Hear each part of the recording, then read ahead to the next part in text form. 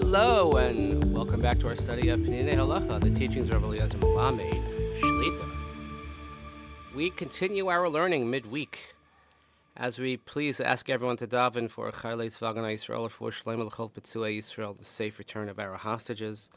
We learn Le'eli Nishmat Seren Daniel Shimon of Doron V'Shel Yashem Kam Damo.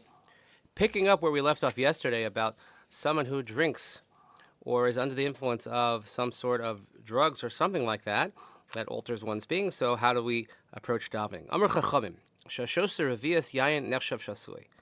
Chazal say if you drink a revias of wine, then you're considered shasui. Again, that's the first category mentioned yesterday. V'mielech mil, and if you could walk a mil, let's say about a kilometer, yafigas yeno, then perhaps it will spread out or really, alleviate the effects of the wine. But we don't know how to evaluate the quality of the wine that they had in the time of the Gemara that we have now. The Gemara uses the term mizug, of diluting wine, because the wine was much stronger.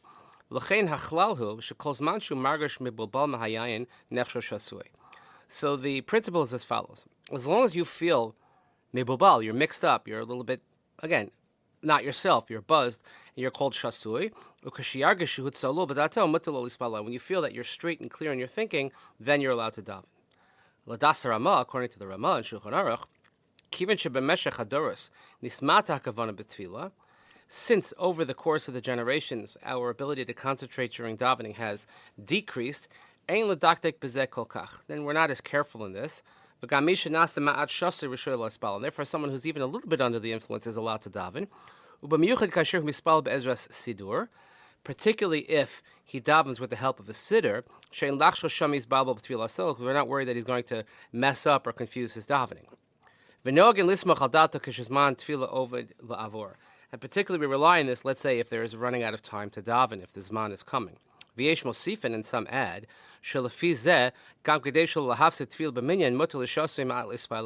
and also not to miss davening with a minyan, then one is allowed to, even in this state of slightly inebriated, to daven.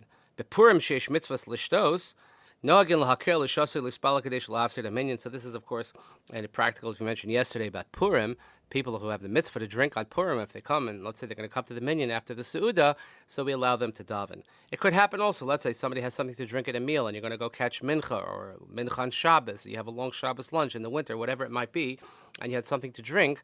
So based on this Ramah, and it's also the Mishnah Berurah as well in Siman Tzadi Tes, that we are not so makbid, we allow someone to daven. When it comes to Kriya Shema and the brachos of Kriya Shema, so we have a machlokas. So ideally, one who is under the influence, or certainly one who is drunk, should not say them, but he should wait till the effects wear off. But if the time for Kriya Shema is going to pass, someone who's just inebriated, not completely drunk, at stage 1 or the first phase, then he could say Shema and with the brachos. And somebody who is shikr, somebody who is really drunk, should only say Shema without the brachos. I think that if you know the halacha well enough to remember that part, then you're probably not drunk. Because someone who's drunk is not going to remember that aspect of the halacha, but maybe that's just me. I don't know. Usha'ar brachos, but when it comes to the other brachos, kibirchos hanenin v'asher yotzer, so brachos on food or saying asher yotzer, shasu yochel levarach lechatchila, someone who is slightly inebriated could say those brachos lechatchila, v'shikol lechatchila yavarach, but someone who is drunk should not say brachos.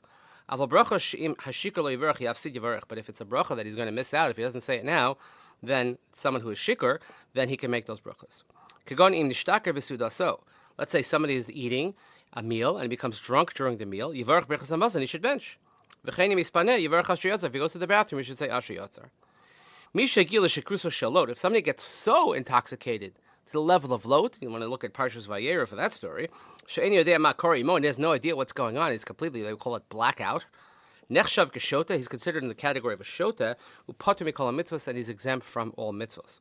V'gam im beirich ein bracha nechshav as klal, if he makes a bracha, it's not really considered anything. So lots to think about, and when we do partake of alcohol and anything that puts us under the influence, we have to take in mind when is the next time I'll be davening and how will it affect my ability to perform mitzvahs, particularly brachos, kriya shema, etc. something very important that we have to take into consideration. So thank you again for listening. Please continue davening for Chalei Tzvang and Yisrael for Shlomo Chol Tzui Yisrael and the safe return of our hostages. Ili Nishmat Seren Daniel Shimon Michelle Yishem Tamo. Really appreciate everyone listening. Thank you so much. Have a great day. We'll see you here next time.